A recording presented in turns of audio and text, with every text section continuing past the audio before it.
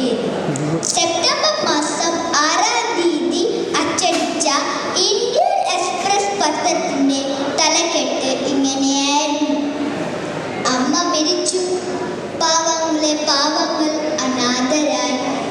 അമ്മ മരിച്ചു, പാവങ്ങളെ പാവങ്ങൾ അനാഥരായി. അതേ കൂട്ടുകാരൻ, അവർ അഗതിയുടെ അമ്മയായിരുന്നു, അവർ അനാഥരുടെ അമ്മയായിരുന്നു. അൽബേനിൽ ജനിച്ച്